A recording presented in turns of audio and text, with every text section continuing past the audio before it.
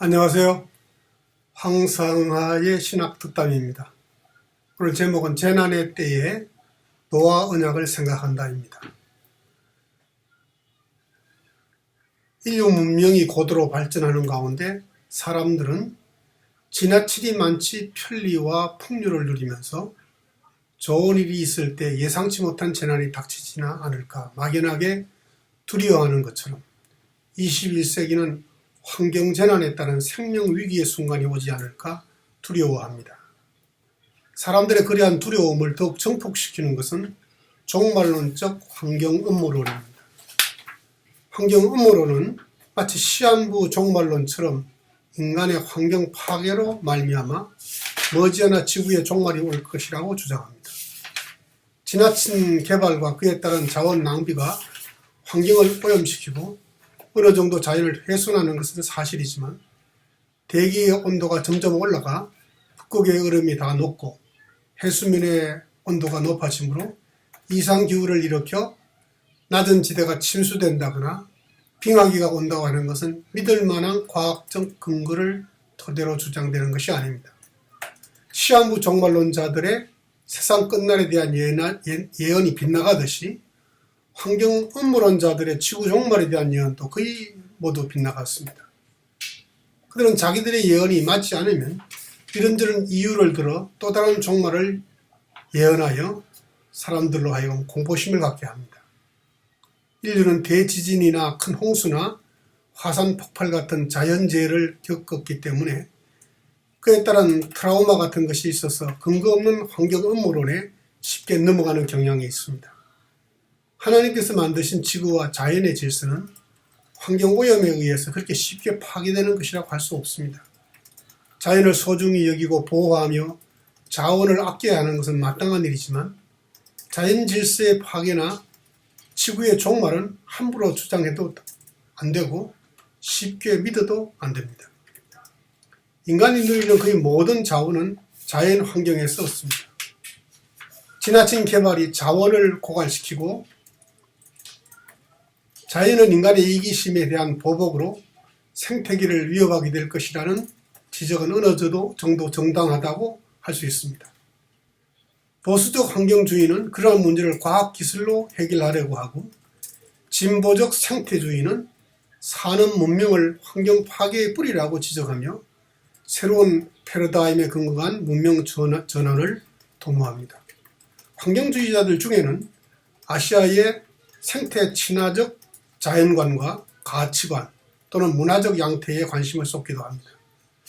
하지만 아시아의 자연관이 서구에 비해 생태 친화적이라고 보는 것도 그렇게 폭넓은 지지를 받는 주장은 아닙니다. 심지어 백두대간을 자연 친화적이라고 보고 태백산맥을 자연 착취적이라고 하는 주장은 동의하기 어렵습니다. 개발이 자연 환경을 파괴한다는 주장도 어느 정도는 사실이기도 하지만 상당 부분 사실이 아닙니다. 인간의 발길이 닿지 않은 미지의 땅은 당연히 오염되지 않았겠지만 저개발 국가와 산업과 문명이 발전한 나라를 비교하면 저개발 국가보다 문명국의 자연 환경이 더 잘 보호되고 또한 관리되고 있습니다.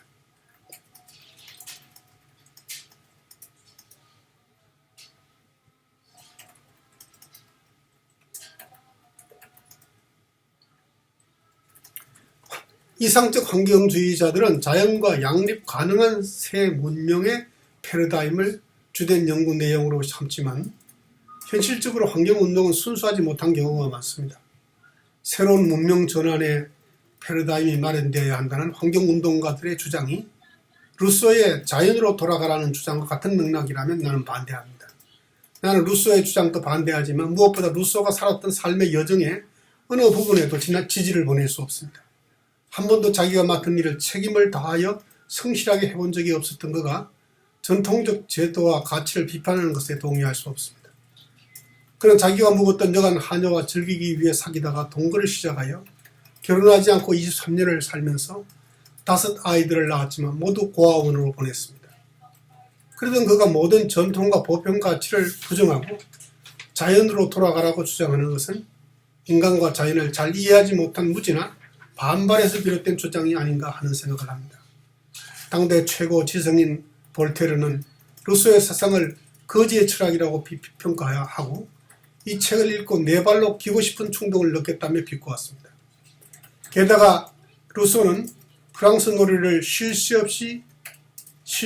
없는 개 짖는 소리라고 비난하여 프랑스 전체 음악계가 분노를 터뜨리기도 하였습니다.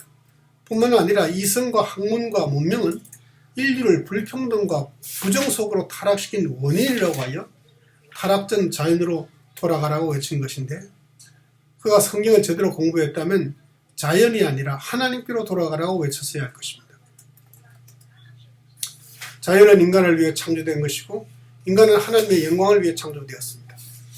하나님께서 인간에게 자연을 관리하고 개발하고 보호하라고 하신 것은 인간의 자연을 잘 다스려 하나님의 영광을 드러내도록 하신 것입니다.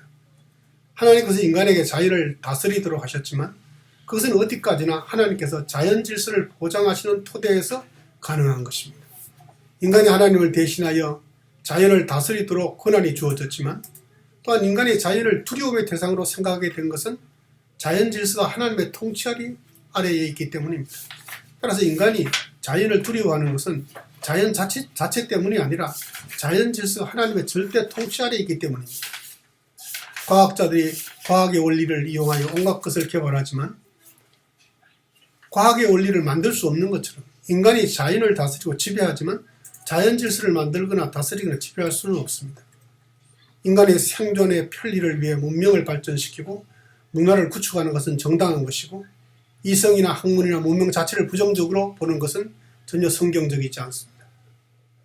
문명을 발전시키는 인간 이성의 능력이 아무리 위대하여도 자연 질서 보장이라는 인프라가 없으면 불가능하고 인간이 이미 이룩해 놓은 위대한 업적도 자연 질서가 무너지면 모든 것이 무효가 되고 말 것이기 때문에 두려운 것입니다. 이러한 문제에 대해서도 우리는 언약 신앙에서 그 해답을 찾아야 합니다. 홍수 후에 일어난 노아 계시에서 나타나는 원리들은 구속의 시행과 직접적인 관련이 아니라 간접적 관련을 갖습니다.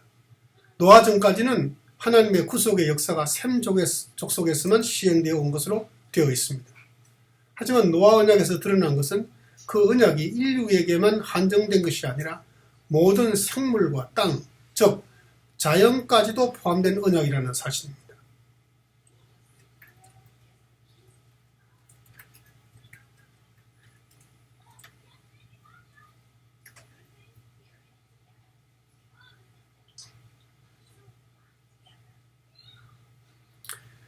언약이 자연과 맺은 언약이라는 사실은 언약의 정표에서 나타나고 있습니다. 무지개는 우주적으로 적용되는 하나의 자연현상이죠.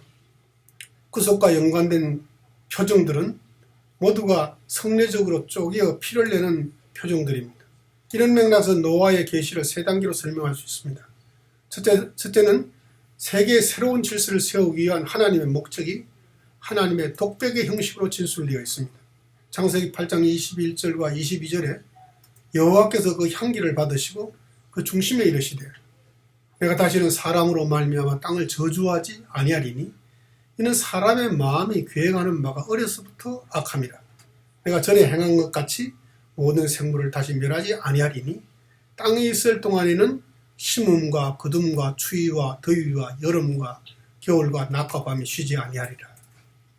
자연 질서가 변함없이 지속될 것이라는 말씀입니다. 여기에 땅이 있을 동안에라는 단서가 붙어 있습니다. 21절에서는 하나님의 선언에 대한 동기가 제시되고 있는데 이는 사람의 마음이 계획하는 바가 어려서부터 악함이라. 홍수 이전인 창세기 6장 5절에서도 하나님께서는 이와 거의 동일한 말씀을 하시면서 그것을 심판이 반드시 있어야 할 이유로 말씀하셨습니다. 심판의 불가피성의 이유가 다시 심판이 반복되지 않을 이유로 제시되고 있는 것입니다. 그 이유를 사람들이 어려서부터 악하기 때문이라고 하였습니다. 창세기 6장 5절에서는 인간이 부패로 치닫는 과정이 역사적으로 절정에 이르러서 심판이 불가피했다는 것이고 창세기 8장 21절에서는 인간의 마음이 본성적으로 악한 상태라는 사실을 이야기하는 것입니다. 인간의 악이 너무 깊이 자리 잡고 있기 때문에 심판으로도 치료할 수가 없다는 것입니다. 자, 둘째 단계는 심판을 내리지 않고 참으시는 하나님의 계획을 가능하게 하고 안전하게 하기 위하여 제정되는 규례들이 제시되고 있습니다. 이 규례들은 사람과 동물 모두에게 해당되는 번식과 생명 보호와 유지에 관한 것들입니다. 짐승으로부터 사람의 생명을 보호하기 위하여 창조 시에는 짐승들이 자발적으로 인간에게 복종하였으나 죄의 상태에서는 동물들에게 두려움을 주어 사람에게 굴복하게 하셨고, 사람도 짐승을 마치 야생의 짐승들처럼 먹어서는 안 된다고 고기를 그 생명되는 피채 먹지 말 것이라고 하셨습니다.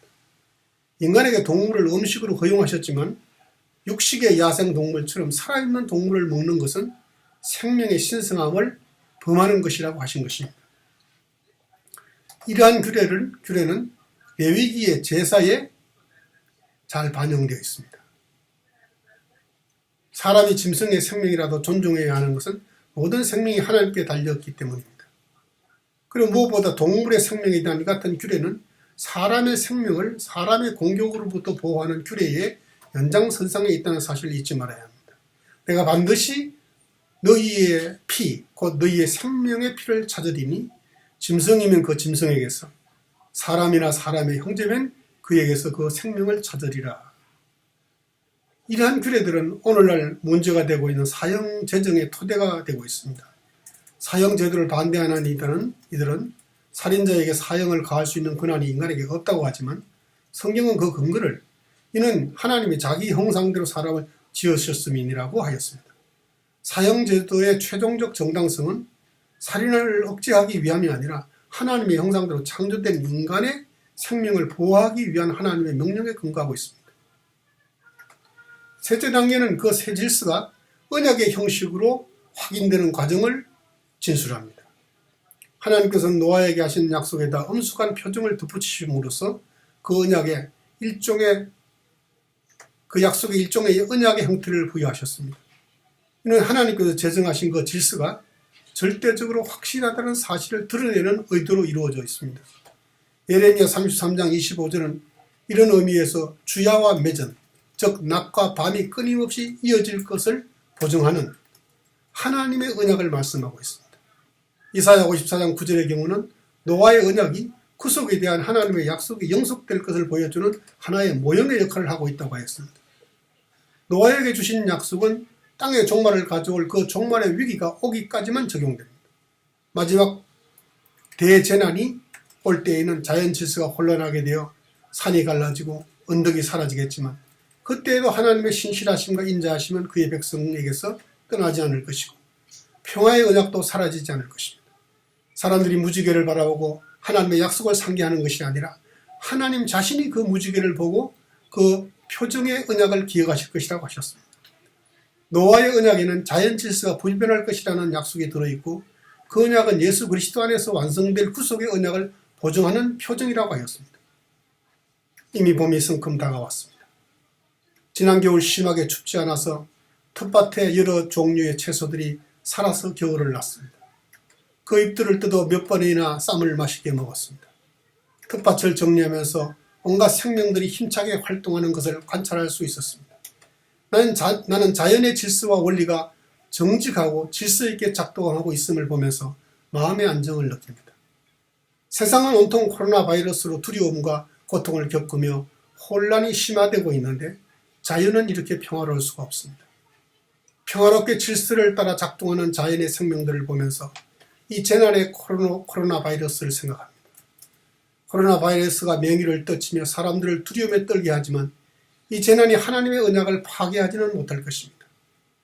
자연의 평화로운 생명들을 관찰하면서 이 평화롭고 정연한 질서가 단순한 자연 질서가 아니고 하나님의 언약에 대한 보증이기 때문에 그것들을 바라보면서 우리는 안심할 수 있습니다. 코로나 바이러스만큼이나 예측을 불허하고 파괴적이고 거짓되고 폭력적인 정부나 집단이나 개인들 때문에 사람들은 두려워하고 있지만, 그 어떤 재난이나 폭력도 하나님의 언약을 파괴할 수 없음을 우리는 확신하고 안심하며 마음의 평정을 유지합니다. 땅에 있을 동안에는 심음과 거둠과 추위와 더위와 여름과 겨울과 낮과 밤이 쉬지 아니하리라. 이는 내게 노아의 홍수와 같도다. 내가 다시는 노아의 홍수로 땅 위에 범람하지 못하게 하리라. 그렇게 맹세한 것 같이 내가 내게 노하지 아니하며 너를 책망하지 아니하기로 맹세하였노니 라고 하였습니다. 감사합니다.